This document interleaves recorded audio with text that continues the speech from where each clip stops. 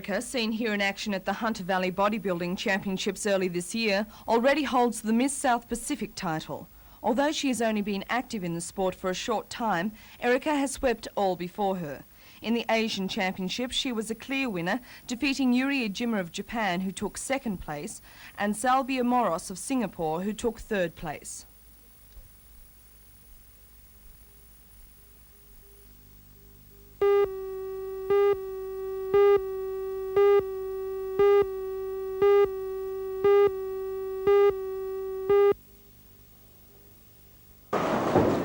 Masters attracted area champions from throughout the state to the Gosford City Bowl in Wyoming.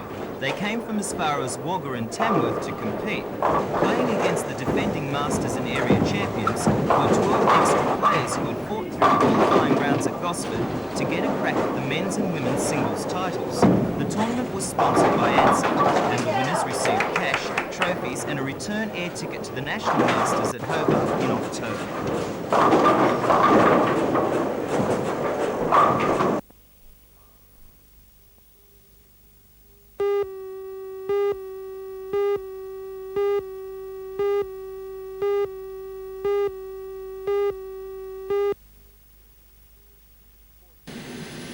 14 local media representatives joined this morning's inaugural flight to Melbourne from Williamtown. The flights will operate Tuesday and Thursday to complement timetables offered by ANZAC. TAA will use 98-seater DC-9 jet aircraft, with up to half the seats being allocated for Newcastle passengers. The airline ended its Fokker Friendship service to Newcastle in 1981, but State Manager Ken McDonald says the new service is here to stay. I have no doubt it will be a long term. The way we've worked it out, we originate the aeroplane in Brisbane, it goes through to Melbourne, and in the reverse direction, Melbourne, Williamtown, Brisbane. And the viability will be dictated by the originating passengers through from Melbourne to Brisbane, or in the return, Brisbane to Melbourne.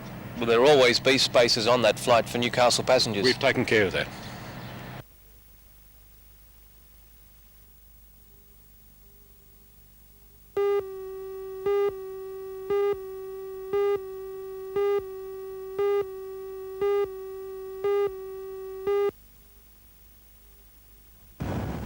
The Hollywood stuntman and his companion decided to ignore a tornado warning and go ahead with their daring climb. The 73-storey glass-sheeted building is one of the tallest in Detroit. To reach the top, it took the daredevil pair 6.5 hours.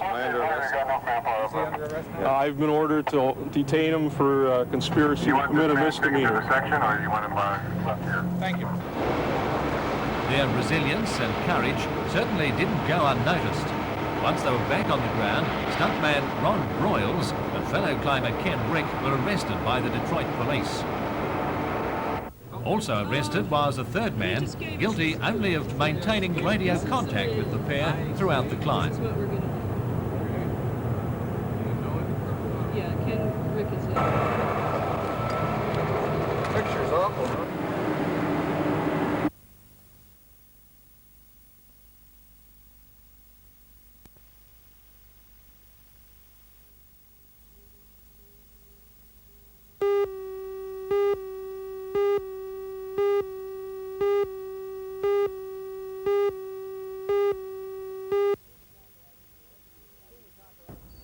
The scene is Harker Oval, New Lambton, the occasion, the Australian Secondary Schools Rugby League Championship, which will be played here all week.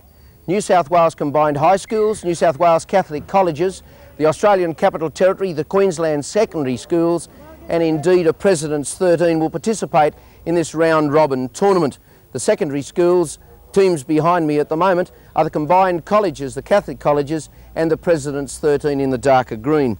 There's a lot of local players involved in this tournament and worthy of mention. Jason Alchin and Darren Smith, Darren Witherden, Scott Wilkinson, Tim Butler and David Brennan, all from the Newcastle area. Wayne Radol from Cessnock, Stuart Newton and Mark Holstein from the Gloucester area are involved in these teams, as are some Sydney first graders indeed. Andrew Ettinghausen of the Cronulla Club, David Burns, who originated from Taree, now plays with Cronulla, and Steve Robinson of Penrith. So there are plenty of quality footballers here, and many people say this is the best football you'll see. The big day is tomorrow. They play 2 games most days. Tomorrow they play 4, and the big matches are the combined Catholic colleges versus the ACT at 6 o'clock tomorrow night to give the public a chance to see, and the second test between the New South Wales combined high schools and the Queensland secondary schools. New South Wales easily won the first one 42-2. Tomorrow night it might be a different story. The rugby league, the quality rugby league's on at Harker Oval all week.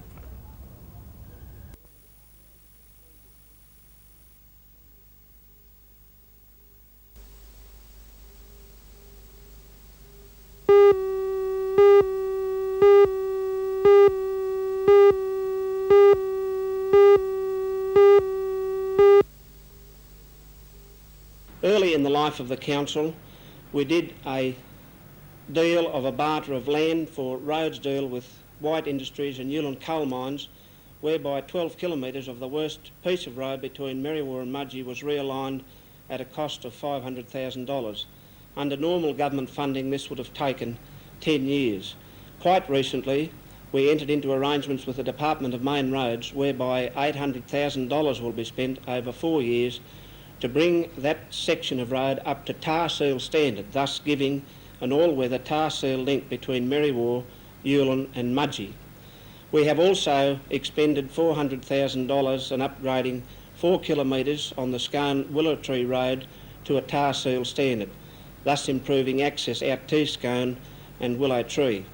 By arrangement with the State Rail Authority, we have cheap industrial land available now to people that want to relocate into country areas such as our shire, and we strongly urge people to make inquiries with regard to the industrial land cheap that we have available. We recently completed construction of 4 aged units at the cost of $130,000. This was supported by a $40,000 donation from the local community. These units are now being occupied. We spent $500,000 on a water filtration and purification plant to upgrade the quality of our water.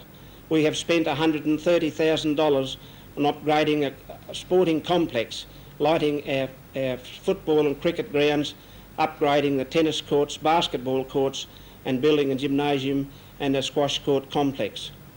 We have cooperated very closely with the state and federal governments in implementing an unemployment relief scheme, and we have pursued vigorously a residential land development scheme whereby this shire can justly be proud of having the cheapest residential land in the Hunter Valley. We have cooperated closely with Channel 3 in looking for an area where to locate a translator to improve the television reception to the people in the western part of the shire around the Cashless area, and we are hopeful that in the very near future that Channel 3 will be able to locate and build a translator which will give the television reception that has not been available to those people for many, many years.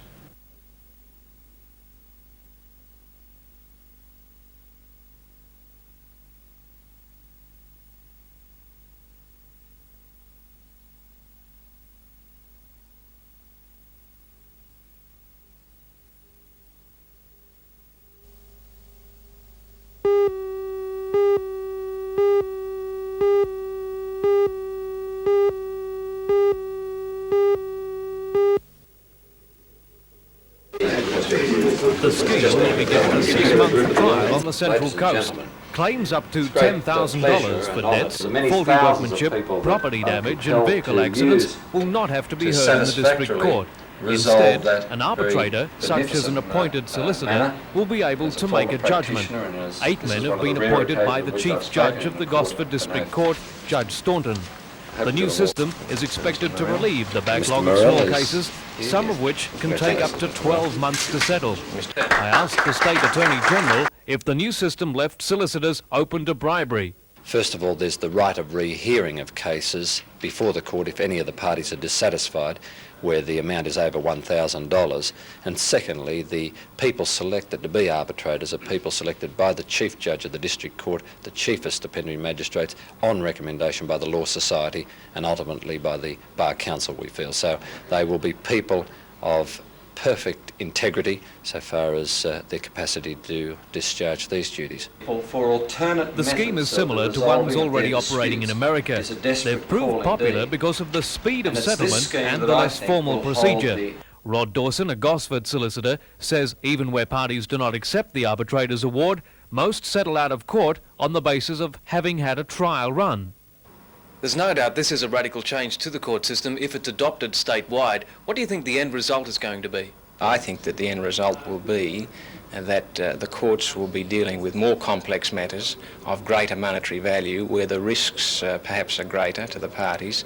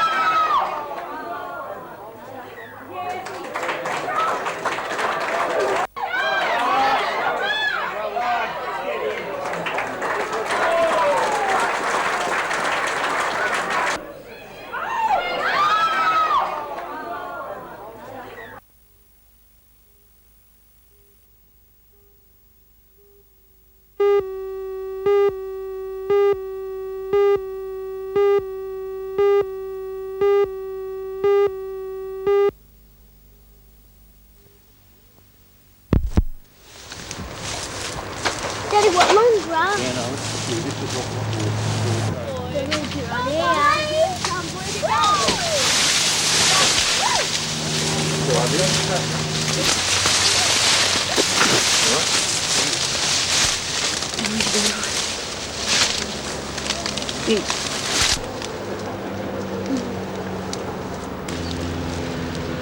Conjunctivitis, or he did have, but we've been treating it with terramycin and he's coming good, but had he been left in the bush he would have died because they can't see to eat.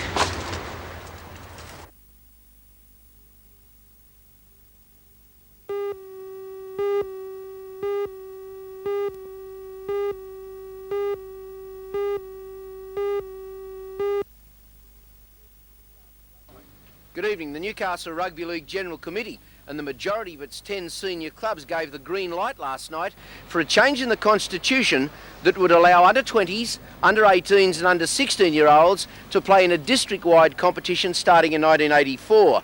Currently the juniors are split between the Newcastle area and the Maitland and Coalfields Association, which of course caters for Maitland, Cessnock and Curry and surrounding clubs.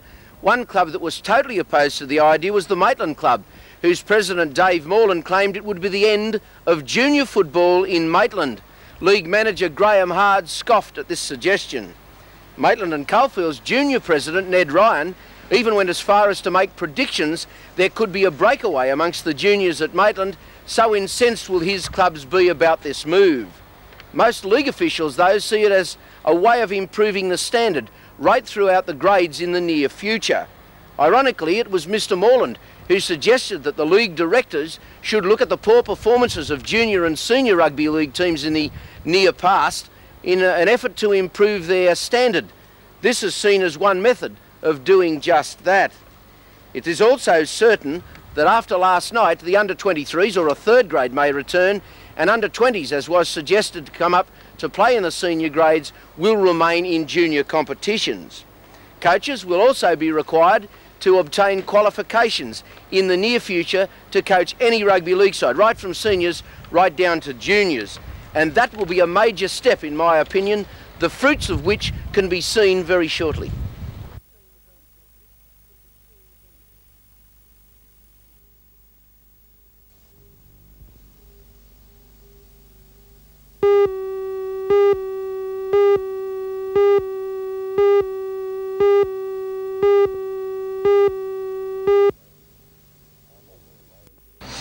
Not really, Mike. It's basically the same team that went to the World Championships, except for Gordy McLeod, which played with Sydney this year, and he was in the Olympic team. So it's 9 from the 1980 Olympic team and about 8 from the 82 World Championship team. And as Ian points out, this will be the Australian team's only build-up before the Olympic qualifying series against New Zealand in August. We haven't played anybody this year at all, so the All-Star team games, the 3 test matches, will be the only build-up we have for New Zealand. Going into these matches yourself, having a look at your 1983 National Basketball League form, how do you feel? Are you confident that you can still repeat the 1980, 1982 form? Yeah, I'm still confident. I feel good right now, and I'm playing pretty good, so I hope to go on from there.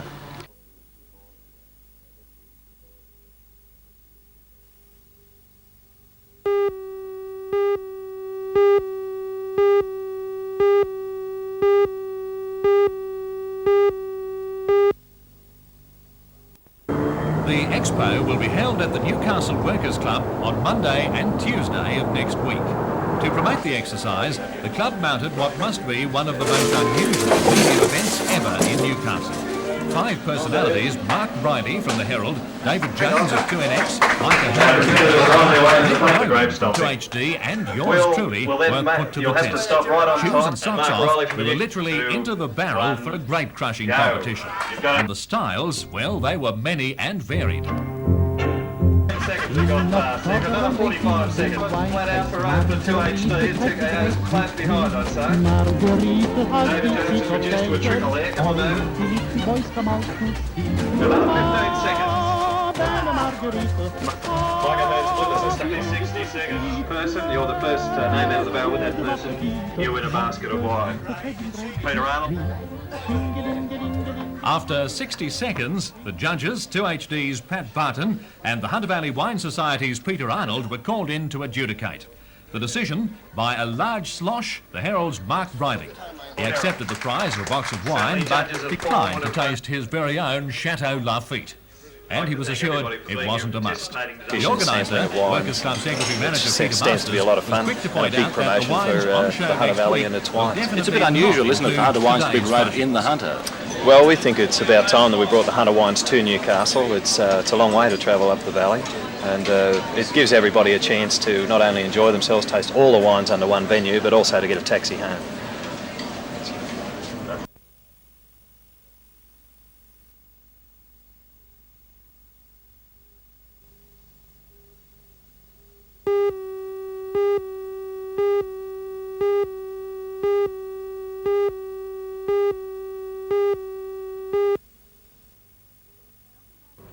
There's nothing like having your friends around you in a triumphant moment. And for Michael Kitcher, school captain of Gorican High School, winning the Sir Richard Williams Scholarship could mean the realisation of a 5-year dream. 28 of the RAAF scholarships are awarded each year in Australia. This year, 777 youngsters applied and went through the aptitude tests and harrowing interviews. The winners received $400 to help them through their final year of school and an appointment with the Academy Selection Board. Michael has aspirations to fly the FA-18, which is due for release in 1985. But at the moment, his primary concern is to do well in his HSC and be accepted into the Air Force. Why do you want to be a pilot? There's a challenge in the job which really appeals to me. You could never be bored when you're actually flying the planes. It's not the same thing day in, day out. Every day's a new day, which could be a lot different from the jobs of today, so that just appeals to me a lot.